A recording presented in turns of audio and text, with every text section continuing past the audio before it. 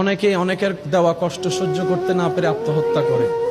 মনে রাখবেন, জীবনটা আপনাকে আল্লাহ দিয়েছেন, এটা আমানত। আপনার শরীরে যা কিছু আছে সব আল্লাহর দেওয়া আমানত। আপনি আমি কেউ মালিক নই। সুবহানাল্লাহ বলেন না। মোবাইলের মালিক আমি, চাইলে ভেঙে ফেলতে পারবো, কিন্তু হাতের মালিক আপনি আমি নন। সেজন্য কেউ হাত কাটলে কবিরা গুনাহ,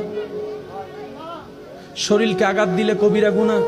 রব বলে যেগুলো আমি তোমাকে ব্যবহার করতে দিয়েছি, তুমি মালিক তো হও নাই, সুতরাং তোমাকে দেওয়া জানটা আমি রবের দান, সেটাকে আত্মহত্যা করার অধিকার কারণেই। সবচেয়ে চমৎকার বিষয় কি জানেন? অনেকে যারা আত্মহত্যা করে দুনিয়াকে বুঝাতে চায় আমি মরে গেলেই তুই বুঝতে পারবি, আমি মরে গেলেই জগৎ বুঝবে আমার দামটা কি। তারা ঠিকই মরে যায়, জগৎ একদিন তাদেরকে আর ভুলে যায়। কারণ দুনিয়া এত ব্যস্ত, কেউ কাউকে মনে রাখার বেশি টাইম পায় না। একটু জানাজার নামাজে খেয়াল করে দেখেন, অনেক কষ্ট করে মানুষ একটু জানাজায় যায়, নামাজটা পড়ে আর দেরি করে না। কবরস্থান পর্যন্ত যাওয়ার মানুষের সংখ্যা দেখবেন যে একদম কম, কবর দেওয়ার সময় মানুষের সংখ্যা দেখবেন যে আরো কমে গিয়েছে। মানুষের ব্যস্ততা এমন, আজকে যেরকম আপনার আমার অন্য কারোর জন্য টাইম নাই, একদিন ওদের হবে আমাদের জন্য কারো টাইম থাকবে না। সেজন্য মনে রাখবেন, পৃথিবীর যতই আপন হোক, যতই কাছের হোক, যতই রক্তের হোক, যতই ভালোবাসার হোক, কেউ কারো আপন না, কেউ কারো আপন না। দিন শেষে বাস্তবতা মেনে নেওয়াটাই বুদ্ধিমানের কাজ। কথা বলেন ঠিক কিনা?